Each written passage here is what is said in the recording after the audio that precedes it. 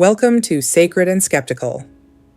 This is a space for thoughtful exploration at the intersection of spirituality, psychology, and lived experience. Here we ask difficult questions, examine familiar ideas from new angles, and make room for both curiosity and critical thinking.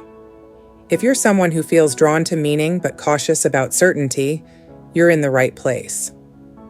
I'm Jennifer Irene Stewart, and this is today's reflection.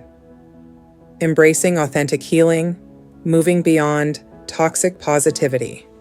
Sacred and Skeptical by Jennifer Irene Stewart.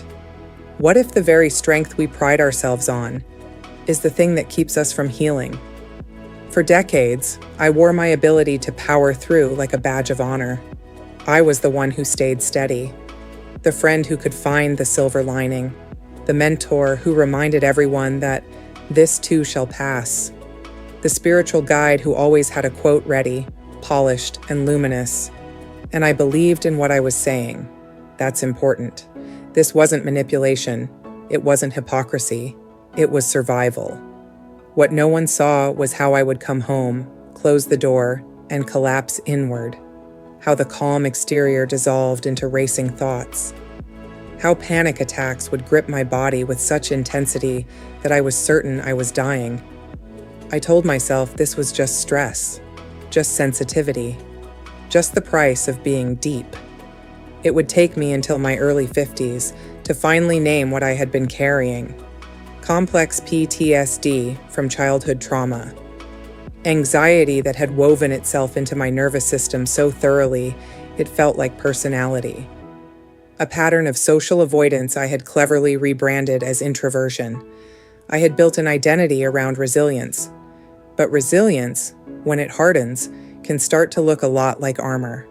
And armor is heavy. The cultural seduction of positivity. Before I go further, I want to widen the lens, because this isn't just my story. Over the last few decades, Western culture has developed a deep fascination with positivity. We are told, gently, insistently, that mindset is everything, that gratitude rewires the brain, that high vibration attracts abundance, that we can choose joy. And there is truth here. Research in psychology consistently shows that optimism can improve health outcomes. Practices like gratitude journaling can shift attention away from threat. Cognitive reframing can reduce depressive symptoms. These are not trivial findings. But something subtle happened along the way. The helpful became moralized. Positivity stopped being a tool and started becoming a virtue. Calm became evidence of evolution. Struggle became a sign you weren't doing the work correctly. And in spiritual spaces especially, pain began to feel like a personal failure. If you were anxious, you needed to meditate more. If you were triggered, you needed to raise your frequency. If you were depressed, you needed to surrender harder. This is what psychologists now call spiritual bypassing, a term first coined in the 1980s to describe the use of spiritual ideas and practices to avoid unresolved emotional wounds. It is rarely malicious. It is almost always protective. And I became very, very good at it. The breaking point. That wasn't dramatic. My breaking point did not arrive with lightning. There was no single catastrophic collapse, no cinematic awakening. Instead, it unfolded as a series of quiet surrenders. In my mid-40s, my life began to change in ways I could not spiritually manage. I left my marriage. I faced 2 years of health issues that required surgeries. I couldn't work at the pace I had always worked. My body, quite literally, would not cooperate with my will. And still, I tried to power through. I layered meditation over grief, affirmations over fear, manifestation techniques over uncertainty. I told myself that if I could just find the right formula, the right morning routine, the right teacher, the right energetic alignment, everything would stabilize. But trauma does not dissolve because we quote Rumi at it. The nervous system does not recalibrate because we post something inspirational. Life had other plans for my healing. The unraveling. Just before my 50th birthday, after reconciling with my husband and relocating to a new city, my carefully constructed self began to crack. Health challenges returned. Career transitions surfaced patterns I had never examined. Without the familiar scaffolding of busyness and performance, there was nowhere left to hide. The spiritual toolbox that had once felt expansive began to feel thin. And this is where something important happened. I stopped trying to transcend my humanity. I went to my doctor. That may not sound spiritual, it may not sound profound, but for me, it was, because it required admitting that I was not managing this on my own, that perhaps my suffering was not a vibrational mismatch, but a nervous system injury, that perhaps wisdom could come from clinical training as well as mystical insight. My doctor referred me to a psychologist and a clinical counselor, and that referral marked the beginning of a different kind of awakening. What trauma actually does. There is now overwhelming research showing that trauma is not just a story we remember. It is an imprint in the nervous system. When a child grows up in unpredictable or unsafe environments, their body adapts. Hypervigilance becomes safety. Dissociation becomes protection. Pleasing becomes survival. Over time, these adaptations feel like identity. Anxiety feels like personality. Self-reliance feels like strength. Avoidance feels like preference. But beneath these patterns is a nervous system that has learned to expect danger. Complex PTSD, especially from developmental trauma, is not dramatic in the way movies portray trauma. It is often quiet, relational, chronic. It lives in the spaces between words. Working with mental health professionals helped me understand something I had never fully grasped. My reactions made sense. They were not spiritual immaturity. They were not lack of faith. They were adaptive responses. Therapy offered what spiritual bypassing could not. Language for my nervous system responses. Validation that my experiences mattered. Practical strategies for anxiety regulation. Grounded psychoeducation. And perhaps most transformative of all, permission to feel without rushing toward transcendence. There is something deeply humbling about sitting in a therapist's office and realizing that insight alone does not heal trauma. Understanding is important, but safety heals, consistency heals, regulated connection heals, and those things often require help. Beyond the guru mentality for years, I collected teachings the way some people collect souvenirs, retreats, books, podcasts, workshops. There is nothing wrong with learning, but I had subtly assigned authority outward. If I just found the right teacher, I would be fixed. If I just absorbed enough wisdom, I would outgrow my pain. What therapy revealed was simpler and harder.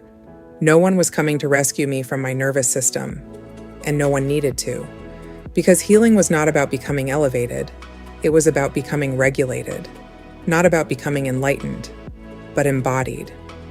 I had to set aside the ego that enjoyed being the strong one, the spiritually wise one, the resilient one. I had to become a beginner in my own life, and that is rarely glamorous. Redefining spirituality. Spirituality did not disappear from my life. It softened. It matured. Meditation became less about escaping difficult emotion and more about staying present with it. Prayer shifted from asking for different circumstances to asking for courage within the ones I had. Instead of using spiritual language to override my feelings, I began allowing my feelings to inform my spiritual practice. Grief became prayer. Fear became inquiry. Anger became information. The integration of therapy and spirituality created something sturdier than either alone. Research increasingly supports this integration. Studies show that spiritual practices can enhance resilience when paired with psychological treatment. but they can also exacerbate shame if used to suppress emotion. The difference lies in intention. Am I using this practice to feel or to avoid feeling? That question has become one of my quiet internal guides. The myth of perpetual peace. One of the most seductive myths in spiritual culture is the idea that healing culminates in unshakable calm, that if we do enough work, we will become permanently serene. But human nervous systems do not graduate from reactivity. They become more flexible. Healing is less about eliminating anxiety and more about shortening its duration, less about never being triggered and more about recovering more quickly, less about becoming light and more about becoming whole. Wholeness includes shadow. Wholeness includes contradiction. Wholeness includes days when you meditate and still feel terrible. And perhaps this is where sacred and skeptical meet. The sacred says there is meaning here. The skeptical says, do not deny the biology. Both are right. Moving beyond toxic positivity. Toxic positivity is not simple cheerfulness. It is the pressure to perform wellness. It is the subtle message that struggle should be reframed immediately. It is the discomfort others feel when we tell the truth about pain. Many of us internalize this pressure early. We learned that being low maintenance earned approval, that being inspiring secured belonging, that being easy to love required being emotionally contained. So we became excellent managers of other people's comfort. Healing, I have found, requires reversing that training. It requires tolerating the awkwardness of honesty, letting others see us unsure, admitting we are not okay, allowing help to land. Sometimes the bravest spiritual act is not transcendence. It is confession, not dramatic confession, simple confession. I need support. The ongoing journey. Now, in my 50s, healing feels less like a destination and more like a rhythm. There are seasons of steadiness. There are seasons of resurfacing. Old patterns still appear, but they no longer define me. I can recognize anxiety as activation rather than identity. I can see avoidance as protection rather than preference. I can feel emotion without immediately trying to optimize it. And perhaps most importantly, I no longer measure my spiritual maturity by how calm I appear. If you are navigating something similar, I want to say this gently. It is okay to need professional help alongside your spiritual practice. It is okay if meditation is not enough. It is okay if your trauma responses require more than affirmation. It is okay if healing looks messier than you expected.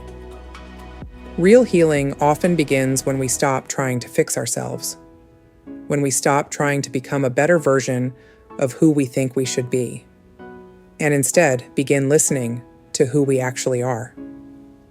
For reflection, if something in this reflection resonated with you, I hope you'll sit with it slowly, not as a problem to solve, not as another thing to optimize, but as a quiet noticing. Healing, at least in my experience, becomes more honest when we stop asking, how do I transcend this? And start asking, what is this trying to protect? There is intelligence in your coping. There is history in your reactions. There is wisdom in the parts of you that learn to survive. And there is no shame in needing help to untangle what once kept you safe. If you are someone who has relied on positivity as strength, who has carried the role of the strong one, who has felt the pressure to be spiritually evolved instead of simply human, you are not alone, and you are not behind. You are allowed to take off the armor. You are allowed to integrate therapy and spirituality. You are allowed to move at the pace of your nervous system rather than the pace of inspiration. If you'd like to continue this conversation, I invite you to share in the comments. Where in your life are you learning the difference between bypassing and healing? What has helped you move from performance into honesty? And if this kind of sacred and skeptical exploration speaks to you, you're welcome to subscribe. We're building a space here for thoughtful, grounded, emotionally honest inquiry, without pressure to believe and without pressure to dismiss. Take a breath before you go. Notice where you are. Notice that you are here. Healing may not always look like radiance. Sometimes it looks like steadiness. I'll see you in the next reflection.